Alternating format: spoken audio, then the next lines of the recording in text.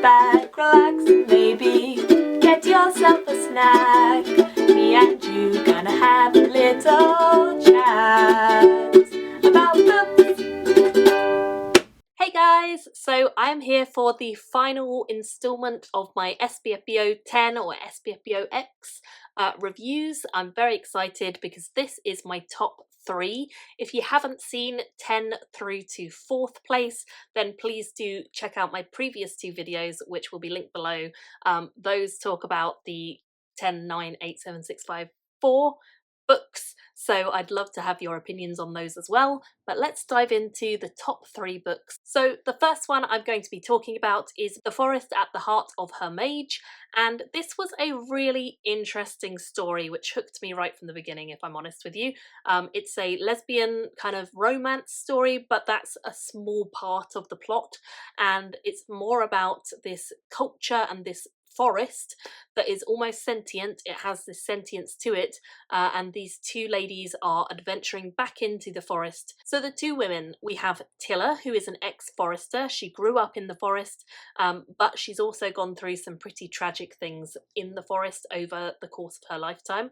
She is a blue, which means she has blue hair. She's the last blue, and it's kind of rumoured that if you kill a blue, then you'll be able to have wonderful miracle things happen, and so she is a commodity, if you will, and she has to hide her blue hair and her true nature away from everyone so she's not murdered.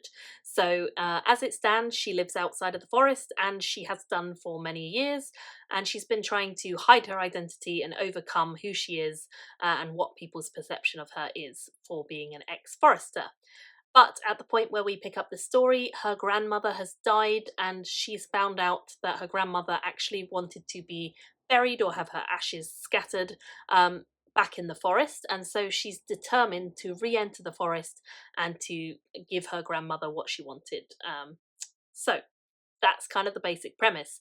To go back into the forest is not as easy as it sounds, because the forest, as I say, it is sentient, it's been expanding, it's been kind of getting more difficult to deal with, and there's almost like a fight against this forest by some of the other people in the world, and so she has to enlist the help of a mage to kind of go back into this forest. And that is where Carnelian comes in, who is a mage. She is a bit of an outcast mage.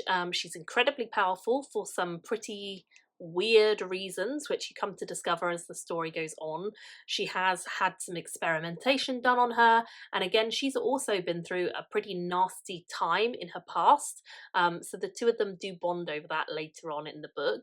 However, she's keeping a lot of secrets, as is Tilla, but Carnelian more so, and I think this does hold her back in some ways. She's not able to fully kind of communicate who she is until much later in the book, but when she does finally open up, it's quite a sweet moment and quite a sad moment as well. So I think there's a lot of build up here with setting up these characters and then kind of showing you who they really are later on, which I liked a lot. So the forest itself is a sentient being. Like I've said, it kind of chooses where to allow to live and where to destroy. So some parts of the forest have been completely overrun by trees and vines and all those sorts of things, and other parts are completely unscathed.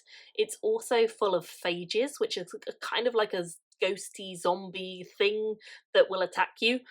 So that's not good, obviously, and it's not something people want to deal with, so they kind of avoid the forest for the most part, except on the front line to stop it encroaching further onto the territory where the humans live. The food of the forest, like everything that's grown in the forest, is toxic to most people, but forest dwellers like Tilla are able to eat the food and are able to survive in the forest. They have left the forest because of how kind of violent and expansive it's got, and kind of the unpredictability of the forest has forced them out. The magic of this world is largely focused around mages and the forest itself. The mages all have a kind of core to them, and they can draw on this core to do different types of magic, and every time they do pull on the core, it's kind of like a tree where all the branches get tangled up, and so you need to have someone who can help untangle them, and that person is called an operator. And Carnelian has a particularly twisty-turny inside core for various reasons, and luckily Tilla is a good operator who can help and work with her to kind of regulate her after the magic has happened. Overall, I would say that this is a really interesting story for the premise of it, but it also has great magic and really, really good development of characters. I think for a relationship in a book, this one was one of my favourites. Just to see the way that it slowly unravels and slowly turns into a relationship. I think that's really nice. I think that was handled really well and it felt believable and it felt authentic, which I liked a lot. So in the end, I really enjoyed this book. I gave it a 4 out of 5, which is an 8 out of 10, a really solid rating, certainly a book I'd recommend. Definitely different and a bit wild and fun, which felt very refreshing compared to some of the other finalists this year. So I highly recommend this. I think a lot of you would like it and it's well worth giving it a try. So the next one, number 2 on my ranking for this year's SBFBO, is Runelight, and I'm super pleased I read this one and super pleased that I think there's other books out by this author to read too. Definitely going to check out other books by her because this one really hit home for me in really good ways and I just found myself loving it. It's always good when you sort of start a series or a book and you're just like, this is good, this is what I like, this is the sort of read that just works for me, and that is exactly what I had with this book. This is a high fantasy, epic fantasy, if you will, where we are following a character called Kate. And at the very first section of the book, she and her 2 brothers are playing in a cave, but they are discovered there by some very unusual men who they've never seen before, who are hunting for a special box. And when they encounter these men, they seem pretty dangerous, they take off running, but these men steal her brother, her younger brother, away from her. And the rest of the book kind of skips forward in time to seeing Kate as a keeper. She's devoted her whole life to kind of learning, studying, effectively like a librarian, shall we say, but with magic. She's learnt an awful lot. She's kind of like a scholar, and she is desperate still to this day to find out what happened to her younger brother because they never knew whether he was alive, what happened to him. She also has an older brother, and the older brother is very much on the same path of wanting to uncover what has happened to their younger brother. They both feel incredibly guilty for letting him be taken away, and so her older brother is kind of an adventurer. He goes around various places of the world, finding stuff out, finding artifacts or lore or all sorts of things, and sending information back to Kate. So they haven't seen each other in a very, very long time, but they are constantly communicating through letters, mostly on the part of her older brother sending them to her, rather than her being able to write back because he's constantly on the move. But the story largely revolves around what happened to the younger brother and what this magical box is, because no one knows and they took it with them, so they haven't seen it since. We also quickly learn that unfortunately her older brother has gone missing, from a couple of early letters in this story, and so then Kate is forced into action. Kate has to take it upon herself to adventure to where her brother was and try and find out what happened, not only to him but also to her previous younger brother who got lost, and whether secrets that her older brother found out have led to his demise or anything else. Has he been taken? What's happened to him effectively?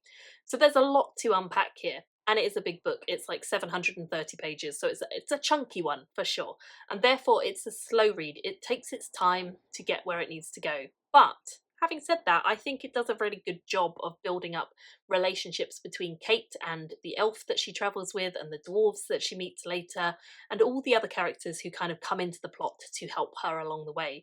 I think she feels like a really little bit precocious at first, but then she settles down and she becomes a really, really steady, good character who I liked a lot. And I think the other characters around her just play really well off of one another and felt very believable by the end of the book. I was completely invested in them and I was just really interested in like what was going to happen to all of them, how were they going to make things work, what were the mysteries they were going to uncover, because it's clear that there is a lot of mystery here and we need to find out what has been going on and who's involved, because some big players might be involved. The other main character who we're following a fair amount of is Ven, and Ven is this elf who comes into the story very early. She delivers a letter from Bo, the older brother, to Kate, and so Ven then ends up travelling with Kate. And Ven is an elf, but she's a little bit of an unusual elf. She kind of breaks the stereotype and breaks the mould a little bit. I think as a character, she adds a lot of understanding to Kate's perception of things. Kate has learned a lot through scrolls and study and that kind of thing, but she'd never done anything kind of practically in the world, whereas Ven is very much out there and knows a lot of lore and a lot of what the history is of places in the world, and just gives a lot more understanding. So she's a great character to have alongside Kate, because together they work really well to show the reader the world in a very natural way. The two dwarves are called Silas and Tribal. They are brothers and they play off each other really well. They were kind of the comedic relief. They added a lot of levity and joy to the story, which was fun. But they're also quite sensitive, and they have a real strong passion for treasure and for each other. So they have a lot of love to give too. There is a lot of magic in this. The elves are linked with their own magic to the trees of the world and nature in general. Kate can use Vital, which is kind of like magical essence, and she can power things, she can create shields, she can also manipulate magic, and she's able to see and smell remnants. And remnants is kind of almost like the magical soul of a person or a being, which is quite a useful skill as the story goes on, to see people and things around them as they carry on through the plot. Overall, it starts slow, but I think it pays off really well, and I think I enjoyed it a lot more as the book went on. I just feel like there's a lot of good stuff here, and a lot of things that I personally love about fantasy, like the relationships, like the plot, like the magic. It's just a lot of good stuff, and I think the author's done a great job of writing this in a slow and steady way. It could be a little bit shorter. I think there is a little bit of bloat here. Hence, I haven't given it the highest rating, but it's pretty high because I have really enjoyed this book, and especially by the ending. My goodness, there's some dramatic stuff that goes on at the end, and I liked it a lot. I really, really enjoyed it. There is a massive cliffhanger at the end, and I don't love cliffhangers, or especially massive ones. But I will forgive it because I am desperate to read the next book. I gave this a really solid 4.25, which is 8.5 out of 10. Super, super solid as a read. And as I say, I really do want to check out some more by this author, because I believe she's got a couple of other books and series, which only leaves my top book of SBFBO, and I've actually already reviewed it, so I'm not going to go into vast detail here because I have a full review of this book. It was my finalist. So this year, although I've read all other 9 finalists, I actually think the one that resonated most with me was my own finalist this year. For me personally, that one was the strongest, and it was the one that I just found really, really fun. I still think about it. I won't go into huge detail, but it's about 3 sisters who live in the forest outside of the town, and they are collecting kind of creatures and cryptids of the world. They are a secretive family. They've got lots of internal secrets to keep away from the humans of the world, but they've also got their own things going on. Each sister has their own plot line. Personally, this worked really, really well for me. It's a cozy fantasy, but a long one, and something about that just worked really well. I am super keen for the next book to come out. I won't go into any further details because I will link my review for this. If you want to know more, please do go and check it out. I ended up giving that one a solid 4.5, which is 9 out of 10. So I highly, highly recommend that you check that one out. If you haven't watch my review, please do. But yeah, all of the ones in this video I would highly recommend, and if you haven't watched my other 2 parts of this series, please do.